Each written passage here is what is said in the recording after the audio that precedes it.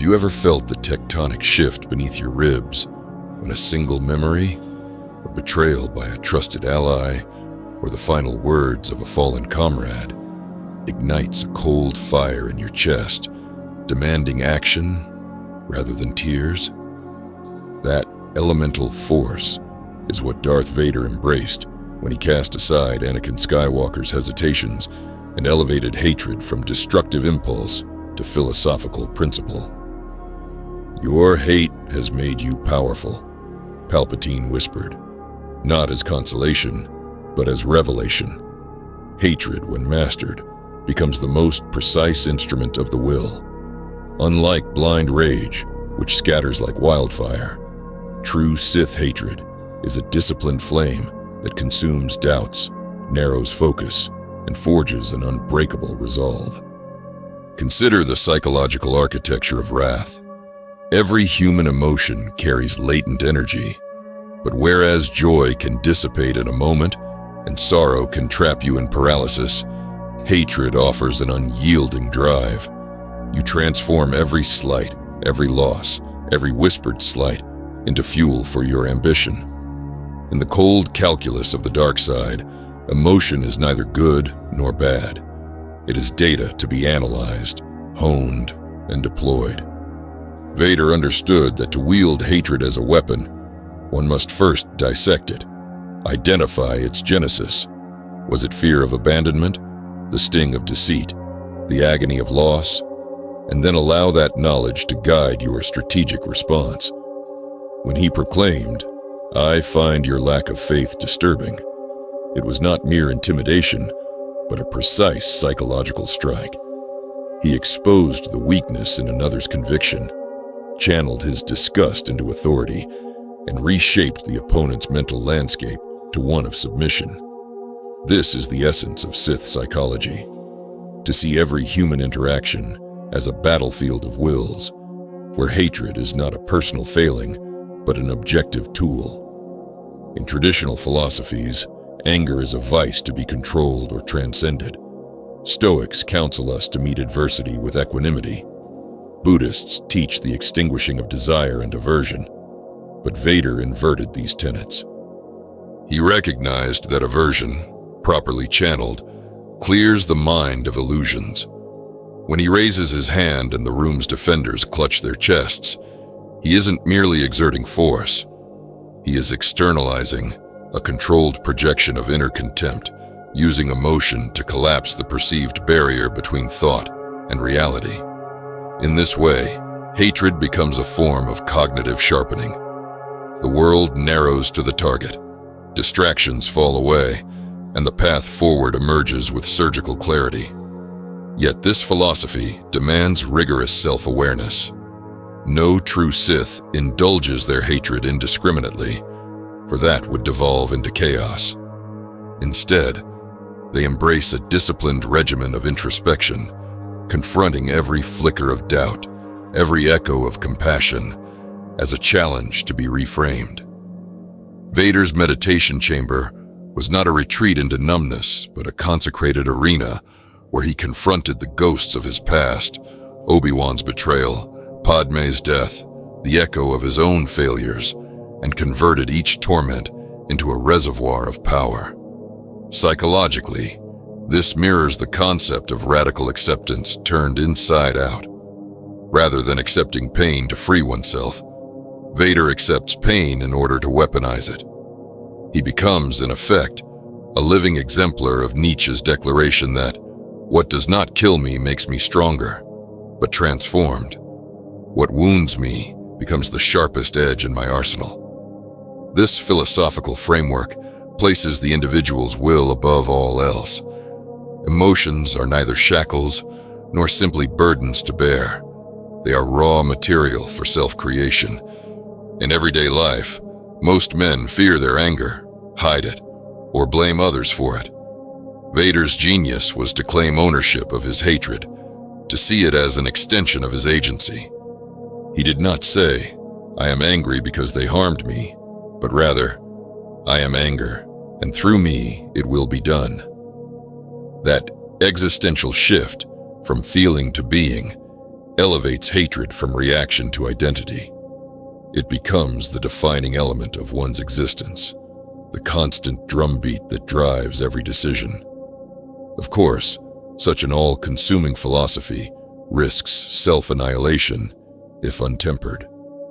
Even Vader's breathing mask, that mechanical echo of mortality, reminds him that hatred alone cannot sustain life. He couples it with stern discipline, relentless training, and an unshakable belief in his mission. The eradication of the Jedi, the consolidation of order, the transcendence of weakness. Here lies the psychological paradox at the heart of the dark side. Absolute conviction demands both the fire of hatred and the iron of self-control. Without discipline, hatred devours its host. Without hatred, discipline becomes hollow routine. Vader's path illustrates that true mastery arises at the intersection of these forces, where emotion and reason fuse into unstoppable momentum. In your own struggles, whether in corporate warfare, political maneuvering, or the quiet battles of the mind, imagine harnessing your deepest resentments, not as burdens to overcome, but as torches to light your way.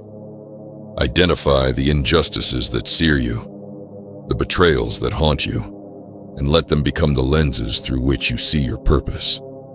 As Vader stood beside the Emperor, his silhouette carved against the void, he embodied the principle that fear and hatred, when mastered, shape reality itself. Impressive, most impressive, he told Luke, not to praise strength of character, but to acknowledge the potency of directed rage. There is profound philosophical insight here. Strength is not measured by tranquility, but by the intensity with which you transform pain into power. In the end, Vader's hatred was both his greatest weapon and his ultimate prison. He sealed himself from love, from redemption, in exchange for invulnerability. That is the final lesson of Sith philosophy. Every weapon exacts a price, and mastery demands acceptance of your own fate. So as you face your next challenge, be it a ruthless negotiation, an uphill campaign, or the silent battle against your own fears, remember, hatred need not be your downfall. Understand it, refine it, wield it with the precision of a Sith Lord. Let it focus your will, clear your vision, and drive you toward your goal with unrelenting force. But beware, once you have claimed hatred as your ally, you must remain ever vigilant, lest it claim you in return. In that delicate balance of power and passion lies the true art of the dark side, and the path to becoming a force neither mercy nor fear alone could ever achieve. And yet, even as you internalize Vader's creed, transform every wound into a weapon, every betrayal into an edge, you must reckon with the invisible scaffolding that supports such darkness, your belief system.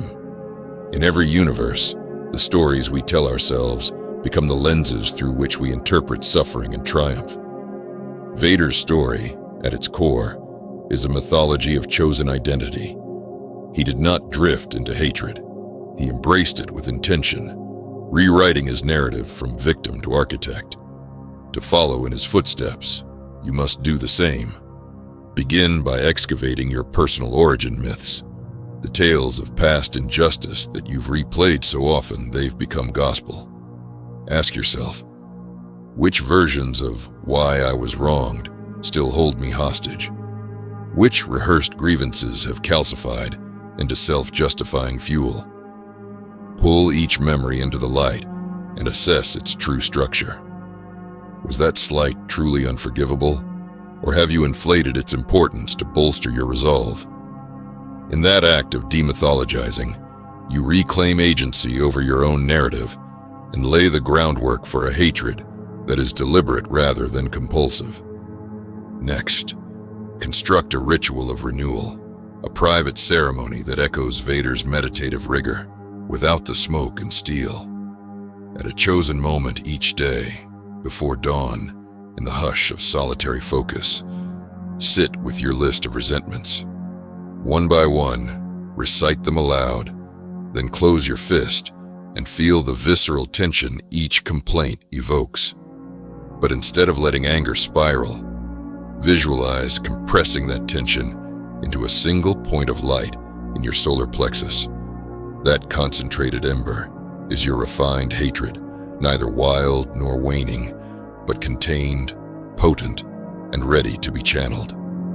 Let that ember pulse with each exhale, reinforcing the bond between your emotion and your purpose.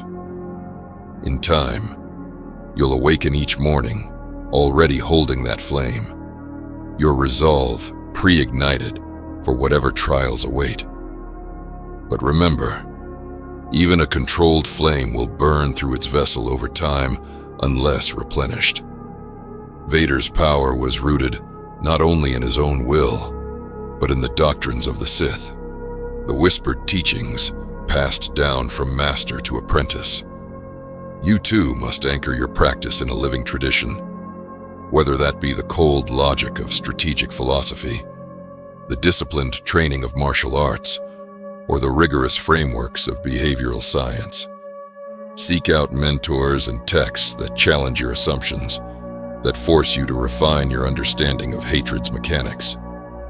Study the patterns of those who wielded resentment with devastating efficacy, and also those who fell victim to their own fury, so you know which pitfalls to avoid. This is the apprenticeship of wrath. No Sith ever mastered the dark side in solitude.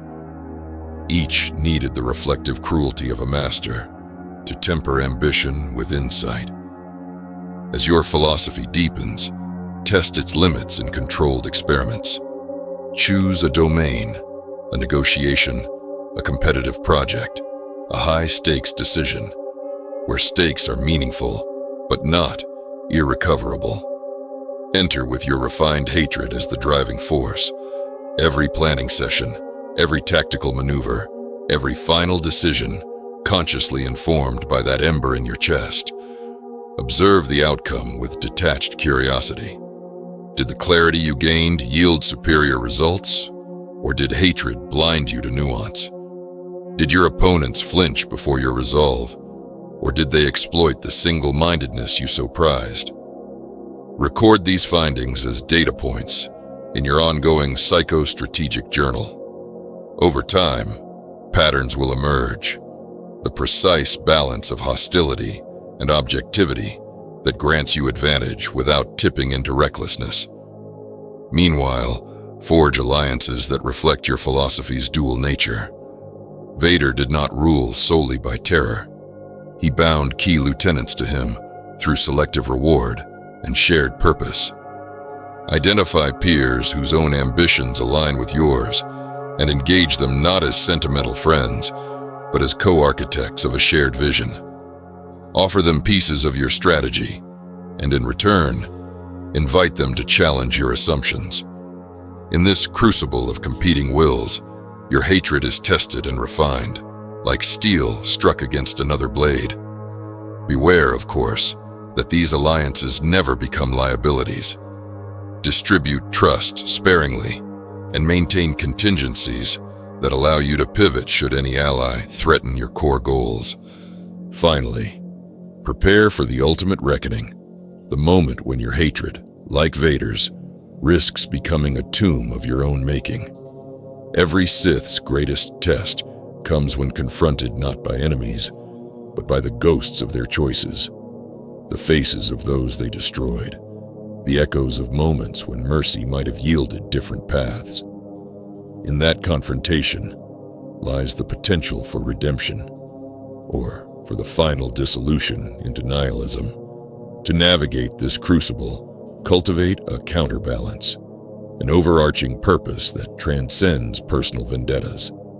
For Vader, that purpose mutated into the preservation of order itself, a justification so grand it consumed any lingering pangs of regret.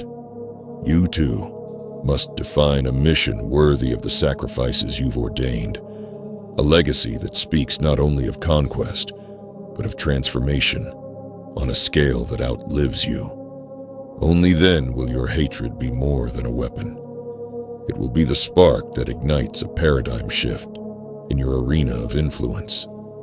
And so, as the final embers of dusk fade and you stand poised on the brink of your next campaign, feel the disciplined flame within.